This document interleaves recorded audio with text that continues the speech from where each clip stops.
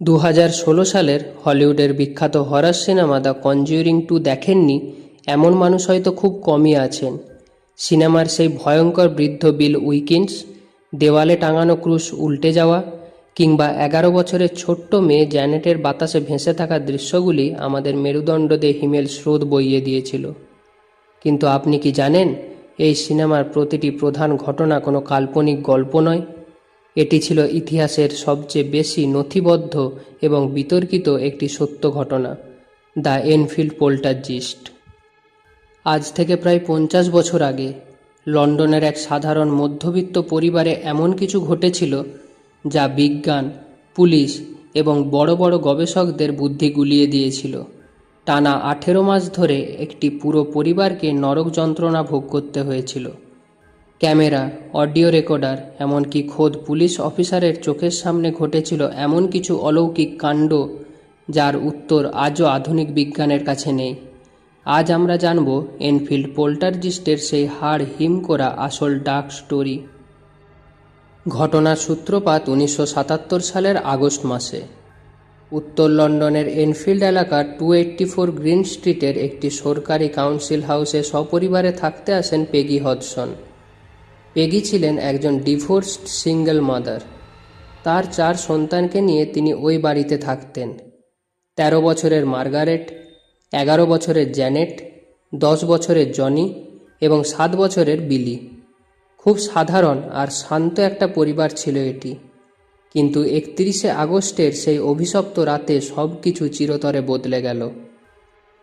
31শে আগস্টের রাত। ঘড়িতে তখন প্রায় রাত 9:30। জ্যানেট এবং মার্গারেট তাদের ঘরে ঘুমানোর জন্য প্রস্তুতি নিচ্ছিল। হঠাৎ জ্যানেট চিৎকার করে তার মাকে ডাকে। পেগি তাদের ঘরে গিয়ে জিজ্ঞেস করেন, কি হয়েছে? জ্যানেট ভয় পেয়ে বলে, মা, আমাদের বিছানাটা কেমন যেন কাঁপছে, নিজে থেকেই কাঁপছে। পেগি ভাবলেন বাচ্চারা হয়তো ঘুমোতে চাইছে না, তাই দুষ্টুমি করছে। তিনি তাদের বকে দিয়ে লাইট বন্ধ করে চলে আসেন। কিন্তু ঠিক তার পরের দিন, অর্থাৎ 1 সেপ্টেম্বর রাতে যা ঘটল তা পেগিকে স্তব্ধ করে দিল। মাঝরাতে বাচ্চাদের ঘর থেকে আবার চিৎকার ভেসে আসে। এবার পেগি ঘরে ঢুকতেই এক অদ্ভুত ঠকঠক শব্দ শুনতে পেলেন, যেন কেউ ঘরের দেওয়ালে বা মেঝেতে হাতুড়ি দিয়ে আঘাত করছে। পেগি ঘর তল্লাশি করতে যাবেন, ঠিক তখনই ঘরের কোণে রাখা একটি ভারী কাঠের ড্রয়ার নিজের থেকেই নড়ে ওঠে। পেগি নিজের চোখে দেখলেন ভারী চেস্ট অফ ড্রয়ারটি মেঝেতে প্রায় কয়েক ইঞ্চি পিছলে এসে বাচ্চাদের খাটের রাস্তা বন্ধ করে দিল। পেগি প্রথমে ভাবলেন এটি কোনো চোখের ভুল। তিনি সাহস করে ড্রয়ারটিকে ধাক্কা দিয়ে আগের জায়গায় ফিরিয়ে নিয়ে যাওয়ার চেষ্টা করলেন, কিন্তু অদৃশ্য কোনো শক্তি যেন ড্রয়ারটিকে উল্টো দিক থেকে ঠেলছিল। পেগি বুঝতে পারলেন এই বাড়িতে তারা ছাড়া অন্য কোনো অশরীরী শক্তি প্রবেশ ঘটেছে। ভয়ে কাঁপতে কাঁপতে পেগি তার বাচ্চাদের নিয়ে প্রতিবেশীদের বাড়িতে ছুটে যান। প্রতিবেশীরাও এই বাড়িতে এসে সেই অদ্ভুত ঠকঠক শব্দ শুনতে পান। কোনো উপায় না দেখে শেষমেশ তারা পুলিশে খবর দেন। সাধারণত হরর সিনেমায় দেখানো হয় পুলিশ ভূতপ্রেতের কথায় বিশ্বাস করে না, কিন্তু এনফিল্ডের ঘটনাটি ছিল সম্পূর্ণ আলাদা। সেই রাতে হডসন বাড়িতে ডিউটিতে এসেছিলেন ক্যারোলিন ইভস নামের এক মহিলা পুলিশ কনস্টেবল। তিনি তার অফিসিয়াল রিপোর্টে যা লিখলেন তা আজীবন সরকারি নথিতে রয়ে গেল। ক্যারোলিন লিখলেন, আমি যখন বসার ঘরে দাঁড়িয়েছিলাম তখন আমার চোখের সামনে একটি আর্ম চেয়ার মেঝে থেকে প্রায় 3-4 ইঞ্চি উপরে ভেসে ওঠে এবং অন্তত 4 ফুট দূরে গিয়ে পড়ে। আমি পরীক্ষা করে দেখেছি চেয়ারটিতে কোনো সুতো বা তার বাঁধা ছিল না। খোদ পুলিশ যখন কোনো অলৌকিক ঘটনার সাক্ষী হয় তখন সাধারণ মানুষের মনে আতঙ্ক আরও বেড়ে যায়।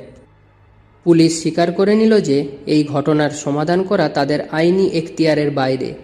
এরপর ঘটনাটি পৌঁছায় লন্ডনের বিখ্যাত সংবাদপত্র ডেইলি মিররের কাছে। পত্রিকার রিপোর্টার ডোগলাস বেন্স এবং ফটোগ্রাফার গ্রাহাম মরিস হডসন বাড়িতে আসেন। তারা ভেবেছিলেন এটি হয়তো কোনো সাজানো নাটক, কিন্তু ক্যামেরার ফ্ল্যাশ অন হতেই ঘরের ভেতর তাণ্ডব শুরু হয়ে গেল। ছোট ছোট খেলনা, লেগো ব্লক, মার্বেল পাথর বাতাসে উড়ে এসে রিপোর্টারদের গায়ে লাগতে শুরু করলো। ফটোগ্রাফার গ্রাহাম মরিস যখন ছবি তোলার চেষ্টা করেছিলেন, হঠাৎ একটি ভারী খেলনা এসে সরাসরি তার চোখের ওপর আঘাত করে। ক্যামেরাগুলি অদ্ভুতভাবে নিজের থেকেই বন্ধ হয়ে যাচ্ছিল।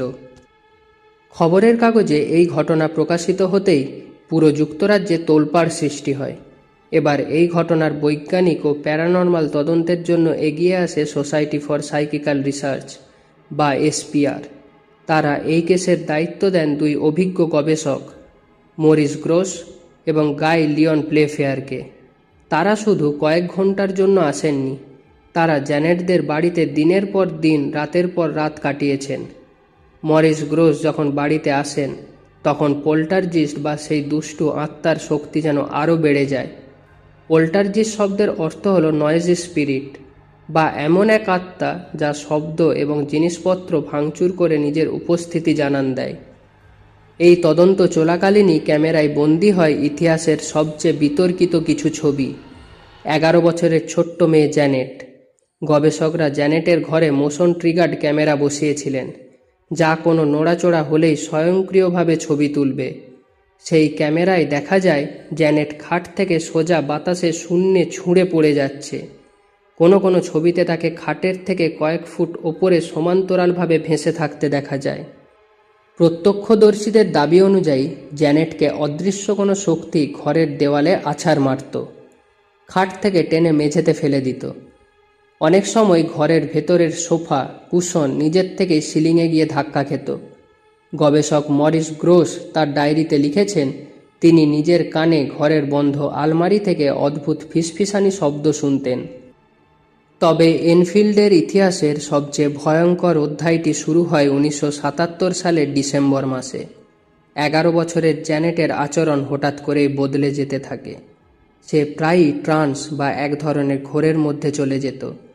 আর সবচেয়ে অদ্ভুত বিষয় ছিল, জ্যানেটের শরীর থেকে এক অত্যন্ত গম্ভীর, কর্কশ এবং বয়স্ক পুরুষের কণ্ঠস্বর বের হতে শুরু করে। একটু ভাবুন, একটা 11 বছরের ছোট বাচ্চার ভোকাল কর্ড বা কণ্ঠনালী কোনোভাবেই একজন 70 বছরের বৃদ্ধের মতো গভীর হতে পারে না। ডাক্তাররা জ্যানেটের গলা পরীক্ষা করে বলেছিলেন, একজন সাধারণ মানুষ যদি টানা কয়েক মিনিট এই রকম গলায় কথা বলে তবে তার গলা দিয়ে রক্ত চলে আসবে। কিন্তু জ্যানেট ঘন্টার পর ঘন্টা এই গলায় কথা বলতো, তাও আবার চোখ বন্ধ করে। গবেষকরা যখন এই কণ্ঠস্বরকে জিজ্ঞেস করেন, তুমি কে, কেন এই পরিবারকে বিরক্ত করছো, সেই কর্কশ গলা উত্তর দেয়, আমার নাম বিল উইকিন্স। আমি এই ঘরের কোণের চেয়ারে বসে অন্ধ অবস্থায় মারা গিয়েছিলাম। আমার ব্রেন হ্যামারেজ হয়েছিল, আর আমি ঘুমানোর পর আর জেগে উঠিনি। প্রথমে সবাই ভেবেছিল জ্যানেট হয়তো বানিয়ে কোনো গল্প বলছে, কিন্তু মরিস গ্রোস যখন এই বিল উইকিন্স নামের সত্যতা যাচাই করতে তদন্ত শুরু করেন তখন সবার রক্ত হিম হয়ে যায়। খোঁজ নিয়ে জানা যায়, হডসন পরিবার এই বাড়িতে আসার বহু বছর আগে সত্যি বিল উইকিন্স নামের একজন বৃদ্ধ এই বাড়িতে ভাড়া থাকতেন। আর সবচেয়ে আশ্চর্যের বিষয় হলো, তিনি ঠিক ওই বসার ঘরের কোণের চেয়ারে বসেই ব্রেন হ্যামারেজে মারা গিয়েছিলেন। 11 বছরের জ্যানেটের পক্ষে কোনোভাবেই ওই মৃত বৃদ্ধের মৃত্যুর সঠিক কারণ এবং নিখুঁত বিবরণ জানা সম্ভব ছিল না, কারণ জ্যানেটের জন্মের আগেই বিলের মৃত্যু হয়েছিল।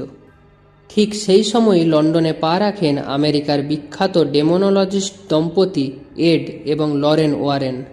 সিনেমাতে দেখানো হয়েছে যে এড এবং লরেন এসে ভূত তাড়িয়েছেন, কিন্তু বাস্তবে তারা এনফিল্ডে মাত্র কয়েকদিন ছিলেন।